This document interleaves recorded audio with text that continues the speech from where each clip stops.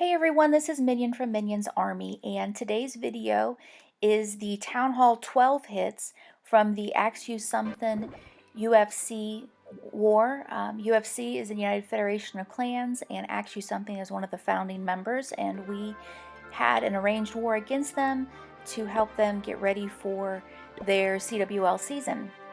Before I get started though, I want to shout out to XasvA and XasvA Gaming. He has a YouTube channel and absolute joy to listen to.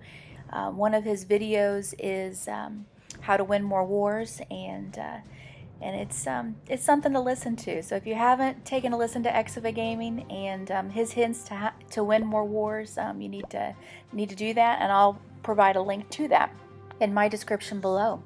So let's get into these Town Hall 12 hits. We have first up is going to be John with an Electrone hit, and I'm going to talk about the base design of this hit after his replay. And then we have Max coming in, and Max's hit is fantastic. His queen takes out at least 50% of this base all by herself before he even does the portion of the LaLo hit. And like a gentleman, he throws down his troops at the end just to get them all on the board. And then he does something interesting in this hit with the earthquake, and his slammer doesn't even pop. He just overwhelms that base. And then we have UA's hit, and UA does a DragBat hit where he has loads of dragons and bats and loons available to him on cleanup. Okay, here we go with John, and John is coming in from 4 o'clock and 3 o'clock with loons to clear a path for a blimp to come across the base. Now in this blimp is going to be the E-Dragon and loons. He rages them up, he clones, he pops, and out come the troops. And with the clone loons, they take care of an entire quadrant of this base. The E-Drag is going to take down that eagle. He had poison for the enemy clan castle troops. And here we go. Now with the second portion of the attack is going to be the king up by 10 o'clock with a bowler. And watch the bowler bounce. I know it's kind of hard to see, but the bowler bounce is going to take out the mortar. So excellent play there. The king is just clearing a path for the queen to come down. So the queen's going to step up and she's going to take out that AD. So in this Electrone hit, it's going to finish off with a LaLo. He mistimes the wall breakers, and the queen avoids taking down the Inferno, and she doesn't charge. She ends up taking a hike. That happens sometimes. Queens seem to have a mind of their own, but that's okay. He's got the minions down just to take care of some trash buildings and do some cleanup. And here comes the LaLo. So you're looking at 44% of the base really taken care of before he even starts the LaLo. And look at the path that he's created. You know that the hounds are going to go from AD to AD, so that one's going to fly all the way across the base to that AD that's just north of that town hall.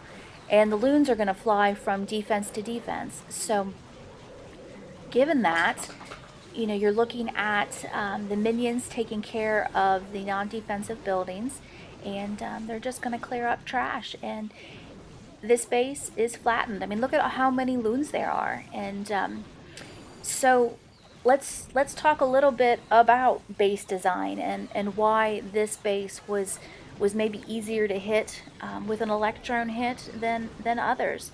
So this is going to clear up, and then I'm going to show you a picture of the base. And I want you to take a notice to all of the decorations. Think about this. I mean, I know there was a time when we all bought loads of decorations as a way to fill our base so that we could get the specials that Supercell puts out to morph on the edge of our bases. But in the era of competitive wars and in the era of magic shovels, we don't need to do that anymore. So if you think about all the decorations as just telling the enemy where you don't have Teslas, I mean, look at his Teslas. I mean, we know that they're not going to be in the corners. And then here's another quality of life change that I wish Supercell would make. Make a lock so that we don't move stuff around and lock up our bases. There could easily be a base lock. Anyways, that's enough about that, right? that tangent. Let's go into Max's hit, and this really is something else. So he is clearing out a portion of his base from 5 o'clock to 4 o'clock there on that portion, and then he has a few archers coming in to take out the buildings that are out of reach. And if you notice, he hasn't put his healers down yet because his queen hasn't taken any damage. So he wants to make sure that those healers lock onto the queen.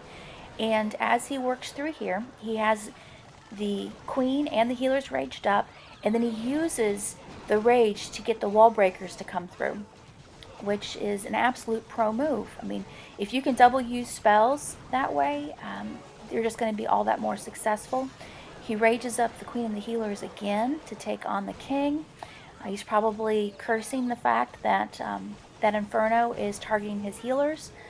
She is going to turn and take on that Inferno before his healers go down. He poisons the enemy clan castle troops. And as they're dealing with that, and he knows that that ice golem is going to pop and freeze his queen, he goes ahead and he rages her and her healers up again, puts the jump down, and now the wall wrecker's moving in. So he's at 37% with his queen. His queen nabs the eagle before it activates, and now he's at 40%, and the LaLo portion is just starting.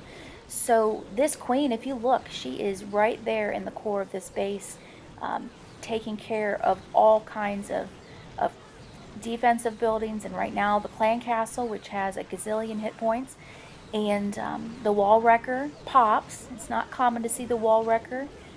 Most people use blimps and such for a LaLo hit, and Max comes in and he uses the wall wrecker. So had the wall wrecker continued on and pushed through another layer of wall or two, that would have helped his queen, but that's okay. Look at how many troops he has. So he is just now throwing down the last loons and the last minions just to get them on the board. Absolutely smashed this base. This was a pleasure to watch and a pleasure to do the voiceover on Max. That's just, I almost want to say just thank you for sharing. Anyways, here we go into the next hit. This is something else too. The style and the creativity and the execution of this is just fabulous. So he's got his king coming in, tanking, and he had a minion down to help with the funneling. And here comes the wall breakers after he had poisoned the Inferno, the bomb tower, and the archer tower. Brings in a loon to take care of that Sam. This was not a fresh hit, so he knew the Sam was there. He doesn't want the Sam to take out his healers. And the king is going to continue on. It's amazing how many hit points those level 60 kings have. Definitely proof to the pudding that maxing your heroes is definitely important. Uses the jump to get the queen inside the core. He's going to get a little bit of healer blowback, yet manages it well with the rage. And she takes out the sweeper. Another Inferno. She's going to spin. She's going to take out the cannon.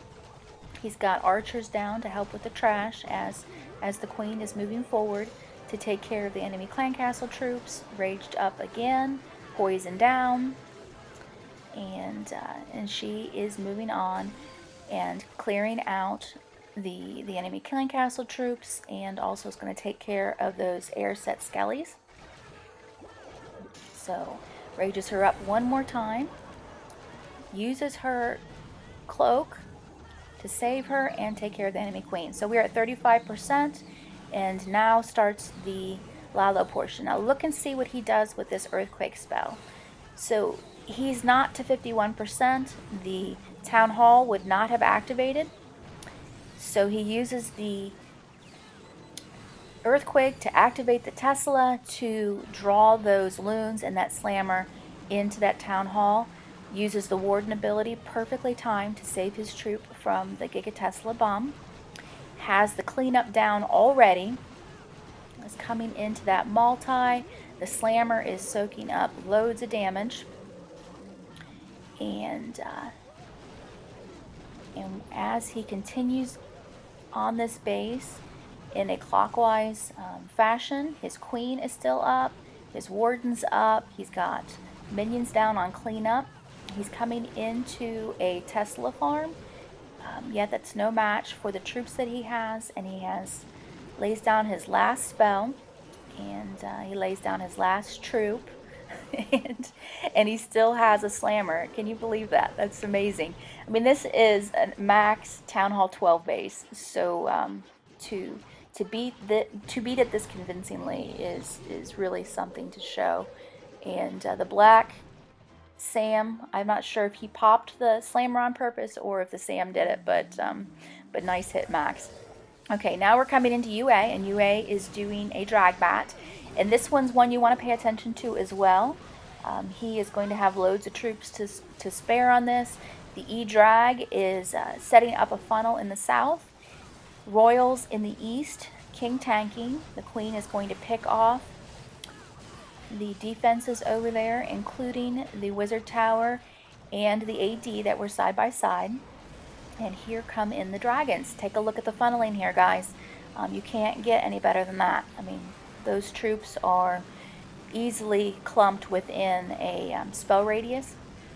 Here come the loons and the warden and the slammer all together.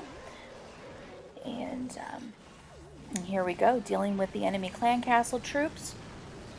And we have a bat wave starting over at 7 o'clock, almost 8 o'clock. Frozen Wizard Tower. So he takes care of that Wizard Tower that way.